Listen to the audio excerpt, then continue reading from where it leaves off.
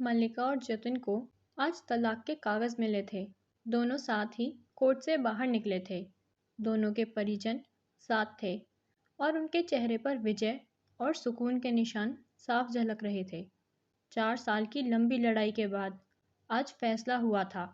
10 साल हो गए थे शादी को, मगर साथ रहे केवल 6 साल। 4 साल तक तो तलाक की कार्यवाही ही चली।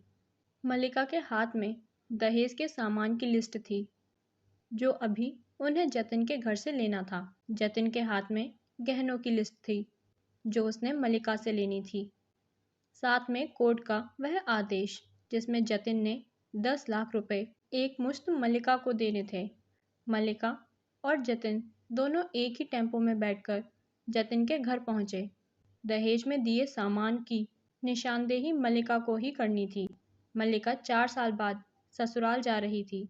आखिरी बार, उसके बाद कभी नहीं आना था उधर।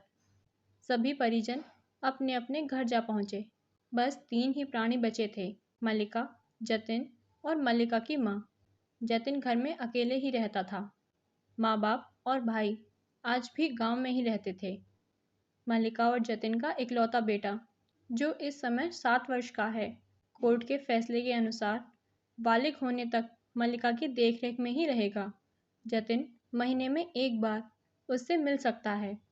घर में प्रवेश करते ही सारी पुरानी यादें ताज़ा हो गईं। कितनी मेहनत से सजाया था इसको मल्लिका ने। एक एक चीज़ में जान बसी थी उसकी। सब कुछ उसकी आंखों के सामने बना था। एक एक ईंट से बनते घरौंदे को पूरा होते देखा था उसने। सपनों का घर था उसका। कितनी शिद्दत से जतिन ने उसके सपने को पूरा किया था। जतिन थरथराहा सोफे पर पसर गया। बोला, ले लो जो कुछ भी चाहिए, मैं तुम्हें रोकूंगा नहीं। मल्लिका ने अब गौर से उसे देखा। बालों में सफ़ेदी झांकने लगी है। इन 4 सालों में कितना बदल चुका है वो। शरीर भी पहले से आधा ही रह गया। 4 साल में चेहरे की सारी रौनक गायब हो गई है। वह स्टोर रूम की तरफ बढ़ी जहाँ उसके दहेज का अधिकांश सामान पड़ा था। सामान ओल्ड फैशन का था, इसलिए कबाड़ की तरह स्टोर में ही पड़ा था। मिला भी कितना था उसके दहेज में। प्रेम विवाह जो था दोनों का, घर वाले तो मजबूरी में साथ हुए थे।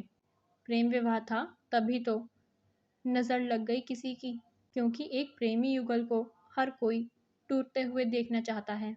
वैसे भी बस एक बार जतिन पीकर बह गया था, यही थी परिवार टूटने की वजह। नशे में हाथ उठा बैठा था मल्लिका पर वो। बस मल्लिका अपने मायके गुस्सा होकर चली गई। फिर क्या, मौका मिला दोनों के परिवारों को। फिर दौर चला लगाने और सिखाने का। इधर जतिन के भाई बहन और उधर मल्लिका की माँ। नौबत कोर्ट तक जा पहुंची और हो गया तलाक। ना तो मल्लिका ही लौटी और ना ही जतिन लेने गया। मल्लिका की माँ बोली, कहाँ है तेरा सामान? इधर तो नहीं दिखाई दे रहा। बेच दिया होगा इस शराबी ने। चुप रहो माँ। मल्लिका को न जाने क्यों जतिन के मुंह पर शराबी कहना अच्छा नहीं लगा। मल्लिका ने स्टोर रूम में पड़े सामान को लिस्ट से मिलाकर एक एक करके उठा लिया। बाकी सामान के लिए कमरों में भी तलाशी हुई। मल्लिका ने केवल अपना ही सामान लिया। जतिन का सामान उसने छुआ भी नहीं। फिर मल्लिका ने गहनों का बैग जतिन को पकड़ा दिया। जतिन ने गहनों का बैग नहीं लिया, वापस मल्लिका को दे दिया। रख लो, मुझे नहीं चाहिए। काम आएंगे तुम्हारे मुसीबत में। गहनों की कीमत करीबन 15 लाख रुपए होगी। क्यों, कोर्ट में तो तुम्हारा वकील कितनी दफ़ा गहने गहने चिल्ला रहा था। कोर्ट की बात कोर्ट में ख़त्म हो गई मल्लिका। वहाँ तो मुझे भी दुनिया का सबसे बुरा जानवर और शराबी साबित किया गया है। सुनकर मल्लिका की माँ नाक भौं सिकोड़ लेती है। नहीं चाहिए वो 10 लाख भी नहीं चाहिए, मल्लिका ने कहा। क्यों, कहकर जतिन सोफे से खड़ा हो गया। बस यूं ही, मल्लिका ने मुंह फेर लिया। इतनी बड़ी जिंदगी पड़ी है, कैसे काटोगी? ले जाओ, काम आएंगे। इतना कहकर जतिन ने भी मुंह फेर लिया और दूसरे कमरे में चला गया। शायद आंखों में कुछ उमड़ा होगा जिसे छुपाना भी जरूरी था। मल्लिका की माँ गाड़ी वाले को फ़ोन करने में व्यस्त थी। मल्लिका को मौका मिला। वो जतिन के पीछे पीछे कमरे में चली गई। वो रो रहा था, अजीब सा मुंह बनाकर, जैसे भीतर से सैलाब को रोकने की जद्दोजहद कर रहा हो। मल्लिका ने उसे कभी रोते हुए नहीं देखा था। आज पहली बार देखा। न जाने क्यों दिल को कुछ सुकून सा मिला, मगर ज्यादा भावुक नहीं हुई। सधे हुए अंदाज में बोली, इतनी फिक्र थी तो तलाक क्यों दिया? मैंने नहीं, तुमने दिया तलाक, जतिन ने कहा। मल्लिका बोली, दस्तखत तो तुमने भी किए थे, माफी नहीं मांग सकते थे?